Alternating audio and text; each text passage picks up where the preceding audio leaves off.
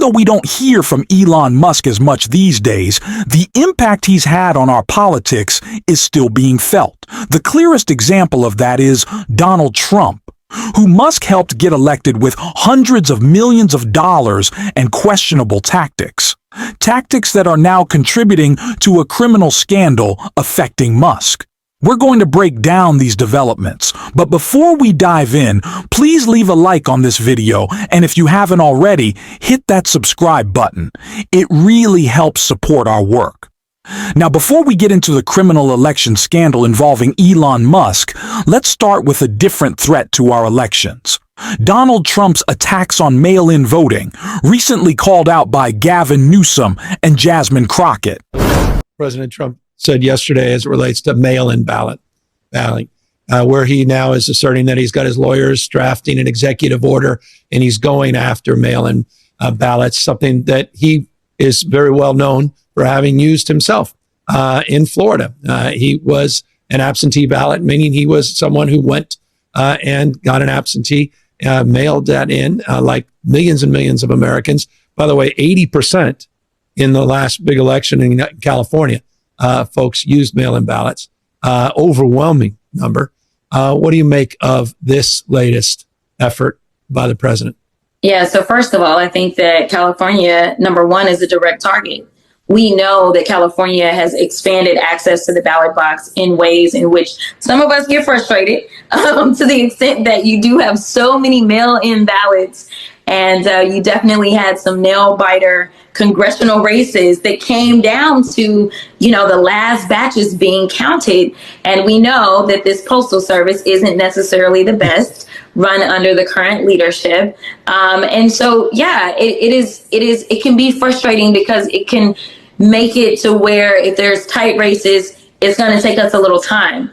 But I think that is what democracy looks like. It makes sure that you hear from everybody, no matter whether or not you're home at the time, no matter whether or not you are encumbered, because if you leave your job, you have fear of retaliation, even though legally they're not supposed to. Whether or not you are a caretaker for your children or your ailing parents, it allows you an opportunity to participate. And what they have decided is that participating in elections should just be reserved for the privileged few. They don't want it to be something that allows the masses to participate in.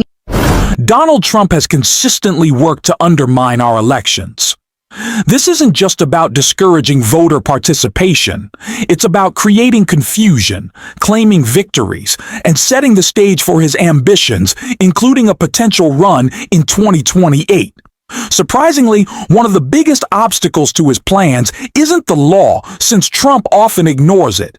It's J.D. Vance, who seems to be standing in his way. That's notable, especially given what he recently said about Elon Musk before we dive into the criminal scandal Musk is now facing.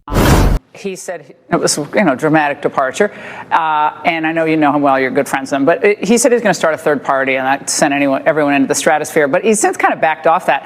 And now, according to the Wall Street Journal, he is considering backing you in 2028. I know you don't want to get ahead of the president. He's only 7 months into this. But would that be something you would welcome, certainly his staying in politics and perhaps supporting you down the road? Yeah, so I saw the story, and as far as I can tell, the story is completely fake. I've never talked with Elon Musk or frankly any other donor about 2028. I do think that it would be a huge mistake for Elon to go forward with a third party. And my argument to him is, whether you like it or not, you are now perceived by the far left as on the side of the American right. You believe in law and order, you believe in closed borders, you believe in economic growth and prosperity, you believe in making things in the United States of America. The idea that Elon is ever going to go back to being sort of in the middle, where Democrats and Republicans both like him, that's just not going to happen. He is perceived as being on the American right. And so if he doesn't like things the Republican Party is doing, my advice to Elon would be, try to fix the Republican Party. Try to push it in your own way. Disagree with me all you want. Disagree with the President of the United States, but don't pretend that you can make a big difference with a third party. I think Elon would make a much bigger difference if he stayed loyal to President Trump's Republican Party. And if he had disagreements, express those disagreements from the inside as opposed to from the outside. The New York Times. We've been talking about this a lot on the show, but JD Vance has been making quite a few appeals to Elon Musk, who it appears like is going to be funding his 2028 run, which kind of creates some problems for Donald Trump.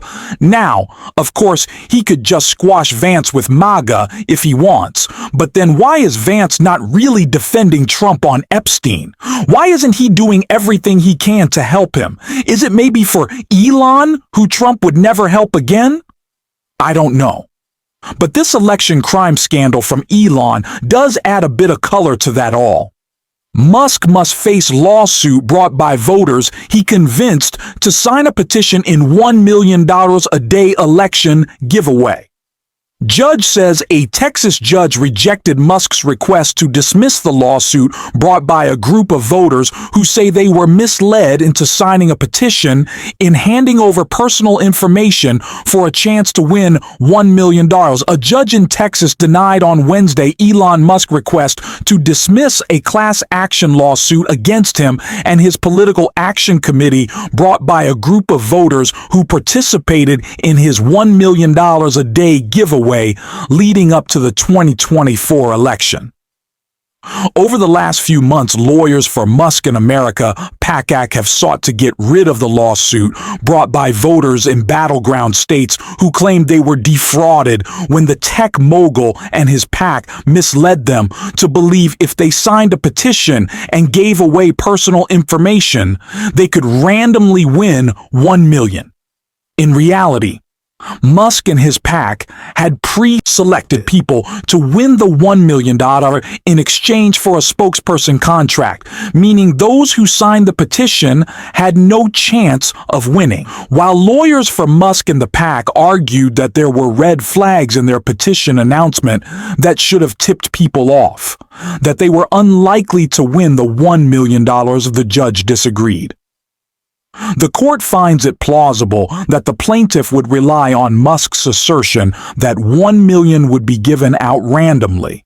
Notwithstanding his or America PAC's later statement, Judge Robert Pittman, appointed by former President Barack Obama, said in his order, Elon Musk not only misled people into sharing their personal information, but he may have also influenced voters in key battleground states like Pennsylvania by offering the chance to win $1 million. Many participants likely didn't realize that supporting Trump was implicitly part of the agreement. This controversy initially landed Musk in hot water. Now, reports suggest Musk is backing JD Vance behind the scenes, hoping to clear the field of other candidates. The idea is that Vance would give Musk the same perks and financial benefits he received under Trump, but without the same public controversies. However, the MAGA movement is tied to Trump, and voters will have the opportunity to push back during the midterms. Leaders like Gavin Newsom and Jasmine Crockett are already holding them accountable and making sure the fight continues. All this stuff is connected. None of this is in isolation. Everyone has to pay attention. These dots need to be connected. You've got the National Guard being sent now, and you talk about what Republicans don't tell you. Those governors didn't tell you they're going to send them from Tennessee, South Carolina, send them from all of these other states into Washington, D.C. You work there. You spend a lot of your time there. Tell me what it's like in D.C. Tell me what you think this is really all about. And tell me if you think this is a preview of things to come, particularly, dare I say, around election, in the midterms and beyond. Yeah, so it's very dystopian to see.